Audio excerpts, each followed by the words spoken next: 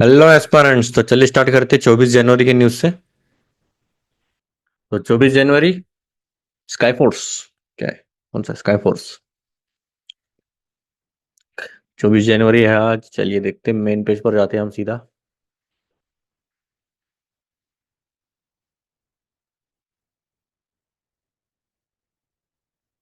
Early to bed early to rise makes a man healthy wealthy and wise, Benjamin Franklin. Our own deep state behind the economic slowdown, also to blame the Babu Raj and their friendly commentariat. Surjit S Bhalla, I guess ये भी कुछ बड़ी है। Former executive director IMF. Views are personal. ठीक है, देख सकते हैं प्रॉब्लम्स क्या है हमारे इकोनॉमिक स्लोडाउन के। बहुत सारे रीजन से बोल रहे हैं। The new trade India must be ready to seize the opportunity thrown up by rapidly changing global environment, ये भी देखना पड़ेगा। A weaker shield, there is no health agency with WHO's reach and legitimacy. Trump's decision to withdraw from global body is myopic. A moral failure, clamor for death penalty for RG convict is a self-defeating. बहुत danger case हुआ था। Don't lose. Sleep may not primarily be a productivity hack, but it could well be the best one. H1B is designed to exploit workers. H1B uncertainty fuels jobs in India. Hmm, ठीक है। Netaji's last journey, my father Subhash Chandra Bose was willing to risk everything for India's freedom. He must be allowed to return to his country posthumously.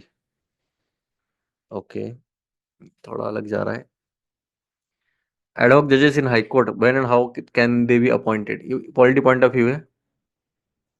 Add hoc जजेस मतलब क्या पता है? अभी रिको मतलब kind of बोल सकते हैं, अगर ज्यादा जगह है तो एड हॉक जजेस हम रख सकते हैं। जो रिटायर्ड वगैरह रहते हैं ना, तो उनको हम बिठा सकते हैं हाई कोर्ट जजेस को। अभी कौन से किसको क्या अपॉइंटमेंट्स कौन कर सकते हैं, क्राइटेरिया क्या है, और रेयरली इन्वोक प्रोविजन है। बहुत रेयरली ये हो जाता है, पर ठीक है। ट्रम्प तारीफ थ्रेट, ठीक है, देख सकती है। अभी ट्रम्प आने का थोड़ा पूरा उथल पुथल करने वाले। Donald launches Trump, why do ma'am coins divide even crypto investors? नहीं, इतना नहीं है। चलिए फिर सीबीपी वन ऐप।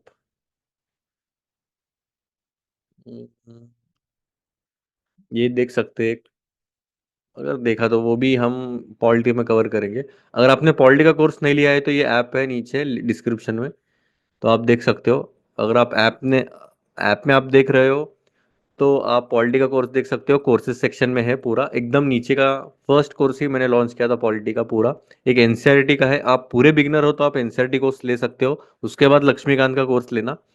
अगर आप वेटरन हो, मतलब 2 से 3 साल से प्रिपेयर कर रहे हो, तो लक्ष्मीकांत का कोर्स लीजिएगा, ठीक है।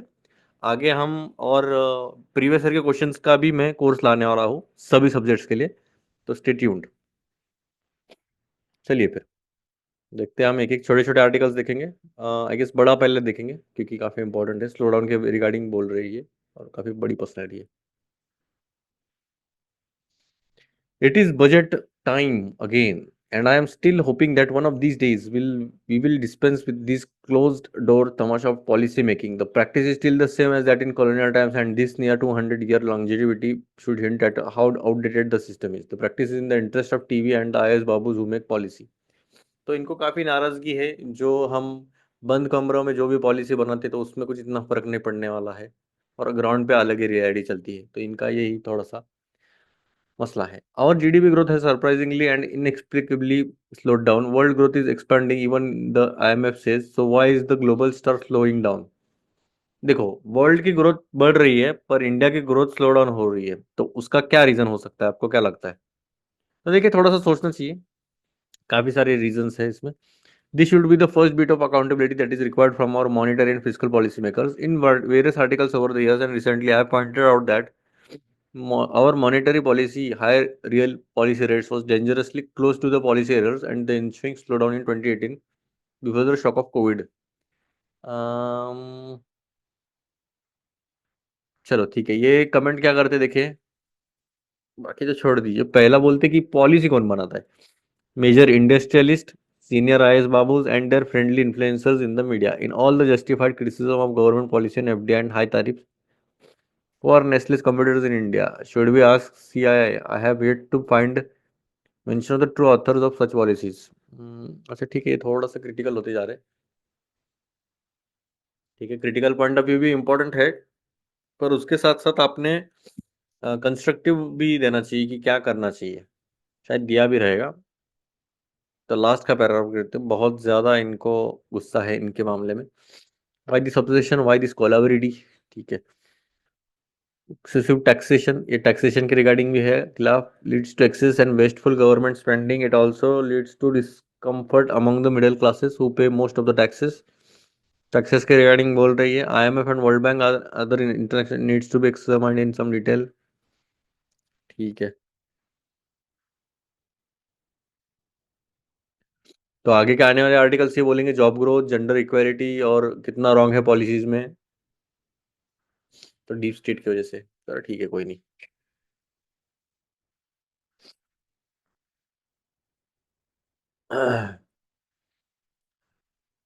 न्यू ट्रेड देखते हैं, अभी इंडिया को अलग अलग अपॉर्चुनिटीज आने वाली है, तो उसको सीज करना चाहिए, उसको छोड़ना नहीं चाहिए। चलिए देखते हैं, in the weeks leading up to Donald Trump's inauguration there was considerable anxiety across the world over what the US president elect would do on tariffs. Trump has repeatedly spoken about imposing tariffs on countries such as Mexico, Canada, and China. He has attacked India's tariff structure, pointing specifically at the 100% rate levied on some products. However, so far days after the inauguration, there has been no policy action. While Trump is now reported to have said that tariffs on some countries will be imposed on February 1, there is uncertainty over how this will play out. तो कहने की बात यह है, जब से Donald Trump आए हैं, तो वो थोड़ा सा बात कर रहे हैं टैरिफ्स की, मतलब जैसे अलग अलग कंट्रीज टैरिफ्स लगा रहे हैं उनके प्रोडक्ट्स पर, मेक्सिको हो गया, कनाडा हो गया, चाइना हो गया, और इवन इंडिया के टैरिफ स्ट्रक्चर पर भी उन्होंने अटैक किया है कि स्पेशली उन्होंने बोला है कि कुछ कुछ प्रोडक्ट्स पर तो इन्होंने 100% रेट लगाया है। तो समझ सकते हो, अगर कोई चीज़ 100 की है तो सीधा इधर आके 200 की मिल रही है, तो वो थोड़ा सा बोल रहे हैं। For India the US is an important trade partner. अगर हम ट्रेड की बात की जाए यूएस के साथ, तो हमारा बायलैटरल ट्रेड ऑलमोस्ट दो कंट्रीज का 120 बिलियन डॉलर है, तो काफी अच्छा खासा है। Despite the current rhetoric in Washington, there is a clear consensus on maintaining and strengthening India US relation only in October. तो अभी अक्टूबर में हमने एक साइन किया है एमओयू, मेमोरी ऑफ अंडरस्टैंडिंग, कि ये एक्सपांड और डाइवर्सिफाई करेंगे हम critical minerals supply chain. The threat of levying tariff may well only be a negotiating tool, but the Indian government is mindful of possible changes in the contours of US policy. As per a report in this paper, the Commerce Ministry has begun holding ठीक है, ball by ball को India's approach to trade agreements been mixed in recent it has been ठीक है, ये भी थोड़ा सा ऊपर ऊपर ही है। लास्ट में the WHO needs reform but deficiency in its governance and funding, the Covid pandemic needs to be addressed. अच्छा ठीक है, डब्ल्यूएचओ में थोड़े से प्रॉब्लम्स है, उसे रेक्टिफाई करके सुधारना चाहिए। बाकी इसमें क्या है?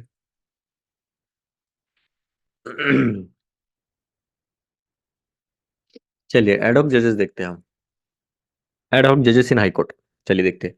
On Tuesday, the Supreme Court suggested temporarily appointing retired judges on an ad hoc required basis to address the growing backlog of pending criminal cases before several high courts. तो सुप्रीम कोर्ट ने अभी Tuesday में, आज क्या है जनवरी, अगर मान के चले जनवरी 23 थर्सडे था, तो ट्यूसडे में सुप्रीम कोर्ट ने बोला कि टेम्परली हम रिटायर्ड जजेस जो है उनको अपॉइंट कर सकते हैं। और क्यों अपॉइंट करना है? तो जो पेंडिंग क्रिमिनल केसेस है, जो बैकलॉग रह गया है, बढ़ता हुआ बैकलॉग है, तो उसे कम करना है हाई कोर्ट्स में।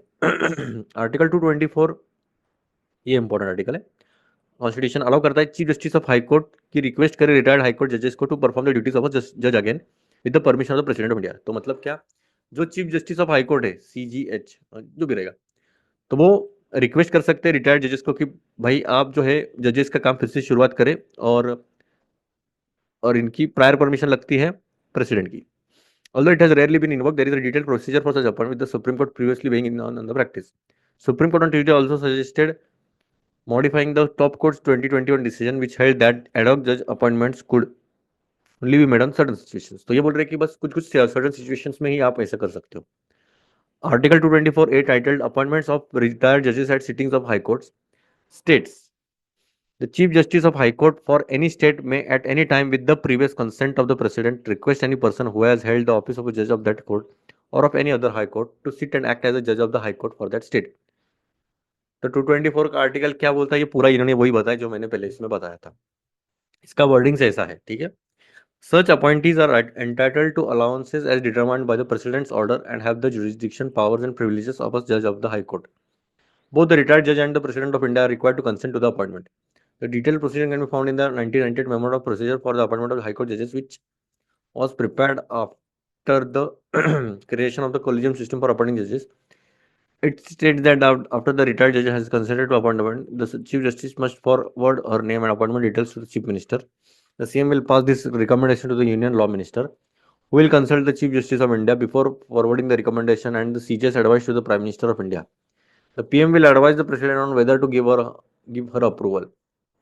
However, in the case of Lok Prahari, through its General Secretary S.N. Shukla IS, retired versus Union of India, the Supreme Court held that this recommendation has to be routed through the Collegium of the Supreme Court. This collegium includes the CJ and the two senior most judges of the supreme court. The court also provided guidelines for सब appointments. देखो अभी इसमें क्या हुआ था, अभी हमने पूरा प्रोसीजर देखा. पहले क्या हो रहा था, अगर ऐसे कोई जजेस को आपको अपॉइंट करना है तो बहुत लंबी प्रोसेस थी कि क्या क्या था. तो पहले तो रिटायर्ड जज है उनसे कंसेंट लेना चाहिए अपॉइंटमेंट का. फिर जो चीफ जस्टिस है उनका नेम फॉरवर्ड करते हैं, अपॉइंटमेंट डिटेल्स वगैरह फॉरवर्ड करते हैं सीएम को. सीएम पास करते हैं यूनियन लॉ मिनिस्टर को, यूनियन लॉ मिनिस्टर सीजीआई को करते हैं, सीजीआई एडवाइस करता है प्राइम मिनिस्टर की.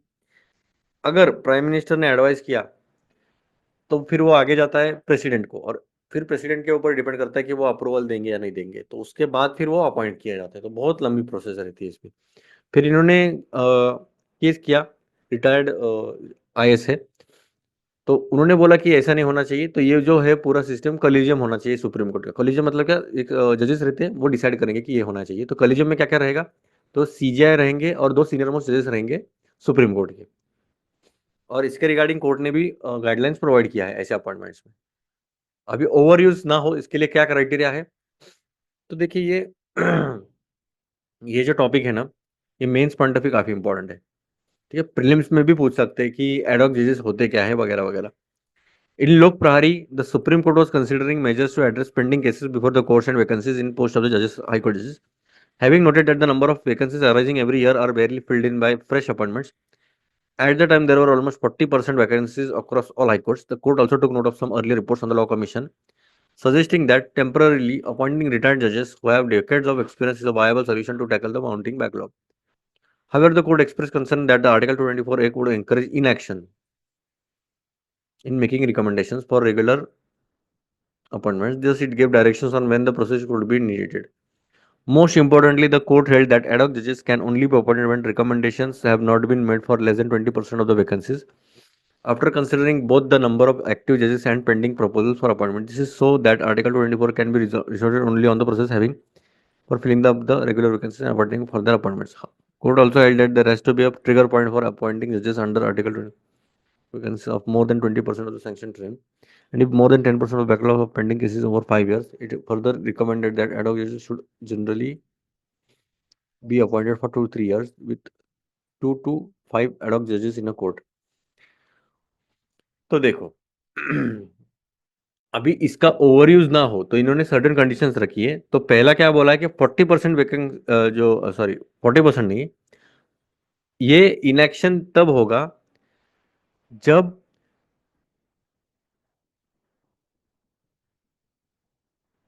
रिकमेंडेशन 20% से कम अगर वैकेंसीज रही है, तब आप कर सकते हो.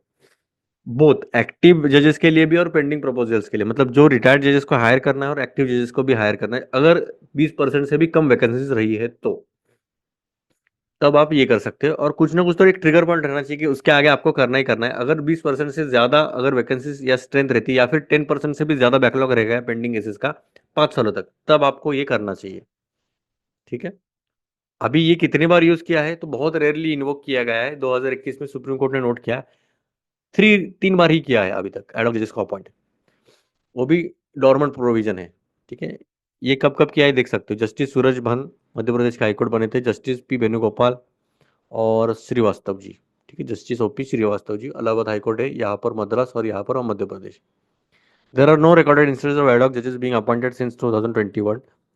तो मतलब ये क्वेश्चन पूछा जा सकता है कि अभी तक हमने कितने बार ये जो प्रोविजन है किया है एड हॉक जजेस का, तो ये बस 3 बार हुआ है. ठीक है तो ये सब था एड हॉक जजेस के रिगार्डिंग. और डिटेल में मैंने वर्ल्ड के कोर्स में क्या है, आप वहां पर भी देख सकते हो। थोड़ा जल्दी कीजिएगा क्योंकि रेट्स बढ़ सकते हैं, ठीक है। तो अभी आप, अगर आप देख रहे हो तो अभी तक वो रेट बढ़ गया रहेगा। वीकर शील्ड नहीं।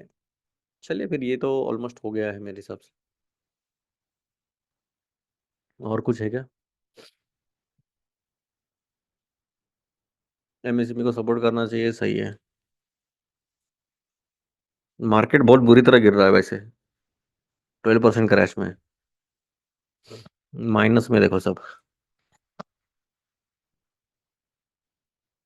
अनकॉन्स्टिट्यूशनल फेडरल और फर्स्ट सेंसेक्स वेडिंग्स, अच्छा ठीक है।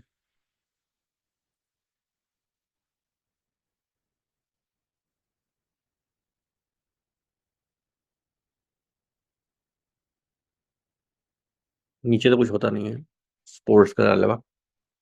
चलिए ऊपर देखते, चांसेस आर लेस कि कुछ होगा।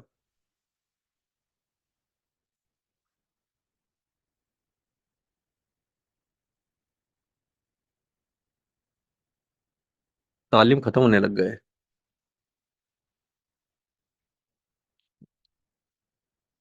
उसको रिवाइव करना चाहिए। Amitesh Kumar, commissioner of police.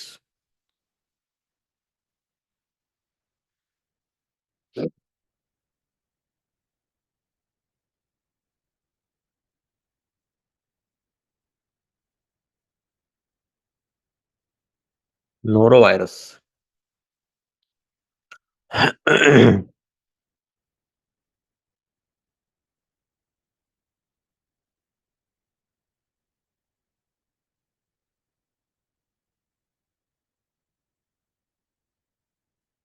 100 launch होने वाला है इसरो का नेक्स्ट मंथ या दिस मंथ।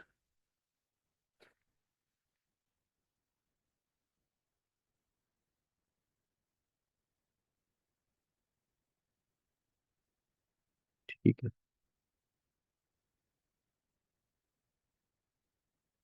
चलिए फिर, उम्मीद है आपको आइडिया लग गया रहेगा कैसे बिल्डर करते। मिलते हैं। जय हिंद।